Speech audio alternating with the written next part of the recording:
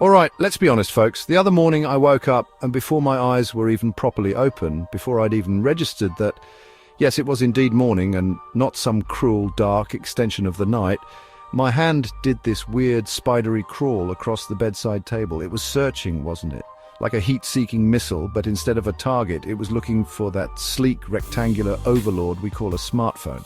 I found it, of course, my precious, and then, an hour vanished. Poof, gone. Just like that.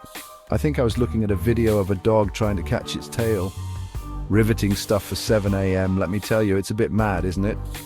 This whole can't stop scrolling business has got us all in a chokehold, hasn't it? It's like our thumbs have developed a mind of their own, swiping and tapping away while the conscious part of our brain is screaming, "Stop, you have things to do!" Remember broccoli? You were supposed to buy broccoli, but no, the thumb keeps going. We dive into the internet rabbit hole, chasing that next interesting post, that next funny video, that next update from someone we vaguely knew in high school. It's a digital vortex, and once you're in, getting out feels like trying to escape a really comfy, really distracting beanbag chair. You know you should, but it's just so easy to stay. It's not just me, right? We're all in this together. You're probably reading this on your phone right now. Ha, gotcha! It's become the modern condition.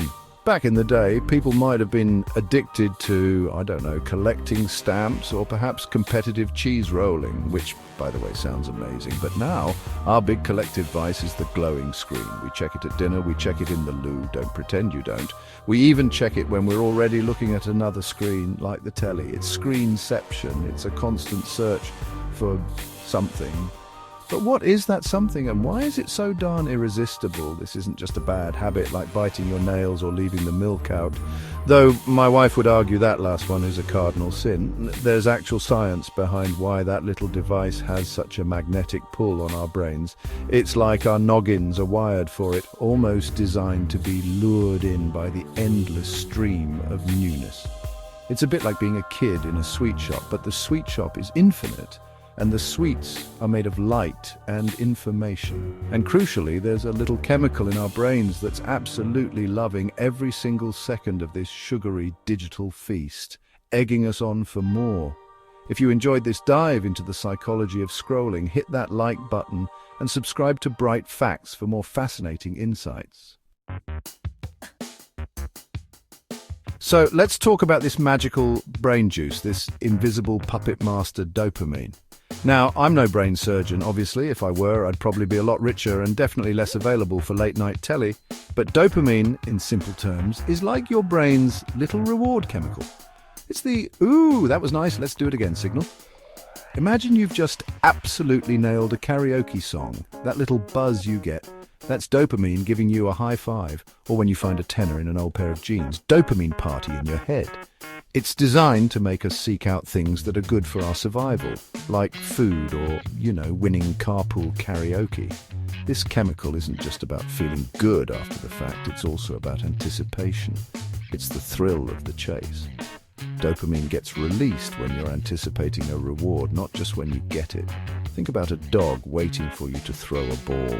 Its tail is wagging like crazy, it's all excited. That's dopamine building up. Our phones are like the ultimate dopamine delivery systems. Every notification, every little red dot, every refresh of the feed is a potential reward.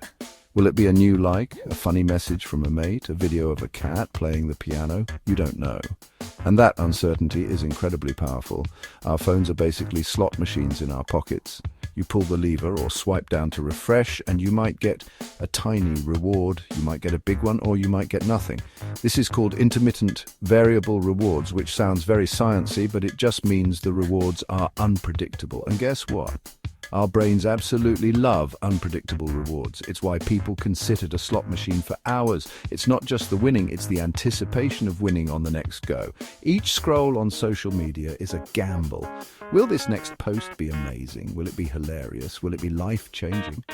Probably not, but it could be. So every time you see that little notification pop up, or you get a new follower, or someone comments on your photo of your slightly burnt toast, we've all been there, your brain releases a little squirt of dopamine. It feels good. It's a tiny little pat on the back. and your brain, bless its cotton socks, learns very quickly. Phone equals good feelings. Must check phone. Often it's a loop, a cycle, a delightful, distracting, sometimes distressing dopamine-fueled loop that keeps us coming back for just one more scroll, one more video, one more peek. Now, here's the slightly sneaky bit. The people who design these apps and social media platforms, they're not daft. They're incredibly clever. They know all about dopamine.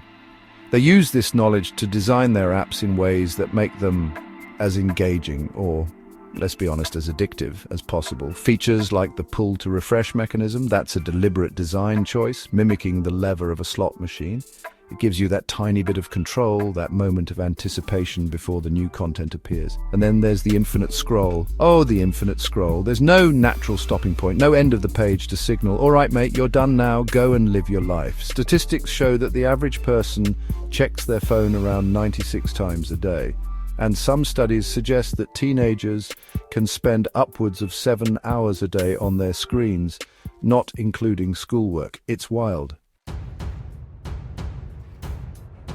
Okay, so it sounds a bit doom and gloom, doesn't it? Like we're all just mindless zombies tethered to our glowing rectangles. But hold on, it's not entirely our fault. These apps are designed by very clever people to be super engaging. They're like digital Pringles. Once you pop, you just can't stop. But the good news is we're not completely powerless. We can fight back. We can reclaim our time, our focus, and maybe even our ability to make eye contact with other human beings. It's time for Operation Reclaim Your Thumbs. First things first, turn off those notifications. Yes, all of them, or at least most of them. Those little pings and buzzes are like tiny digital overlords constantly demanding your attention. Think of it as going undercover. You're a secret agent and your mission is to not know immediately when someone likes your photo of your lunch. The world will keep spinning, I promise.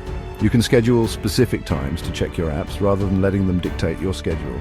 It's about taking back control, one silent, non-buzzing moment at a time. You might even find peace and quiet. What a concept. Another brilliant yet slightly depressing tip is to turn your phone to grayscale. Yes, make it black and white. Suddenly all those colorful, enticing app icons and vibrant images look a bit meh. It's like taking the icing off a cake.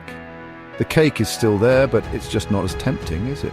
This simple trick can significantly reduce the visual appeal of your phone, making it less stimulating and therefore less addictive. Your brain, which loves bright, shiny things, might just decide that staring at a grey screen isn't quite as fun as it used to be. It's a bit like when they made cigarettes come in plain packaging, only less smoky. And finally, the big one, find other things to do. I know, groundbreaking, right? But seriously, remember hobbies. Those things we used to do before our phones became our everything. Read a book, a physical one with pages. Go for a walk without mapping it or posting about it. Learn to juggle. Talk to a real-life person face to face. The more you fill your life with actual, tangible experiences, the less appealing the endless scroll will become. It won't be easy, and you'll probably still reach for your phone out of habit, but bit by bit you can loosen its grip. Now, if you'll excuse me, I think I saw a squirrel outside, and that's at least 10 minutes of non-screen entertainment right there. Learn more cool facts about science, psychology, tech, and everything in between by subscribing to our channel.